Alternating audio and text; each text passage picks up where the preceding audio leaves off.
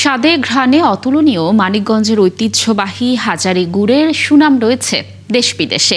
এই গুড় তৈরিতে এখন ব্যস্ততা বেড়েছে গাছি পরিবারে। ঐতিহ্য বহন করায় হাজারী গুড়কে মানিকগঞ্জ জেলা ব্র্যান্ডিং করা হয়েছে। এখন জিআই পণ্য হিসেবে স্বীকৃতি পাওয়ার আশাও করা হচ্ছে। আর তাই এর সুনাম অক্ষুণ্ণ রেখে গুড় উৎপাদন বাড়াতে গাছিদের নানামুখী পদক্ষেপ নিয়েছে জেলা প্রশাসন। রনি মিয়ার ক্যামেরায় আরও জানাচ্ছেন মনিরুল ইসলাম মিহির। শীতের কুয়াশা মোড়ানো ভোরে গাছিদের ব্যস্ততা মানেই খেজুর গাছ থেকে রস সংগ্রহ। কাঁধে বাঁক নিয়ে গাছিরা বের হন ভোরের আলো ফোটার আগে। এরপর খেজুর গাছে উঠে হাঁড়ি পেতে রস নিয়ে গাছিরা আসেন বাড়িতে। আর সেই বাড়ির গৃহিণী ও নারী সদস্যরা রস জাল দিয়ে তৈরি করেন ঐতিহ্যবাহী হাজারী গুড়।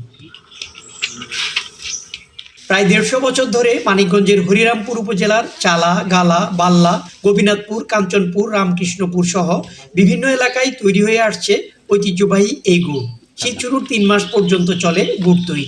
আমি কাটি, আমার আব্বু কাটে, আর আমার ভাইও কাটে। 3 জনে 300+ গাছ ধরা হয়েছে। ভালো রস বানাতে গেলে মানে অন্ধকার থাকতে রস পাওয়া লাগে। ওই রসগুলো আবার রাত থাকতে গুড় বানাতে পারলে ওই গুড়গুলো ভালো হয়। গাছ বাইরে রস নিয়ে আসলে পরে রস ডাইলে দেয় তাফালের ভিতরে, আমি রস জাল করি। অনেক পরিশ্রম। এই শীতে ঐতিহ্যবাহী হাজারী গুড়ের চাহিদা বেড়েছে গাছি বাড়িতে। গুড় কিনতে বিভিন্ন এলাকা থেকে প্রতিদিনই আসছেন ক্রেতারা। প্রতি বছরই ভালো, কিন্তু এই বছরের আবহাওয়া হাজারী গুড়ের জন্য খুবই ভালো।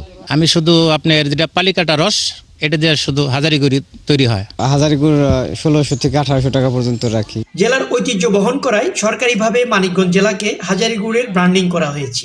এখন জিআই পণ্যের স্বীকৃতি পেতে গুড়ের উৎপাদন বাড়ানোর নানা উদ্যোগ নিয়েছে জেলা প্রশাসন। ইতিমধ্যে আমরা লিখেছি এবং সেটি নিয়ে আমরা কাজ করছি, বিভিন্ন পর্যায়ে যোগাযোগ করছি। আশা করছি যে এটা আমরা জিআই পণ্য হিসেবে স্বীকৃতি পেয়ে যাব। সেক্ষেত্রে মানিকগঞ্জের এটা একেবারে মানে ব্র্যান্ডিং এবং বাংলাদেশের জিআই পণ্য মানিকগঞ্জে উৎপাদিত, এটি আমাদের জন্য একটি গর্বের বিষয় হবে।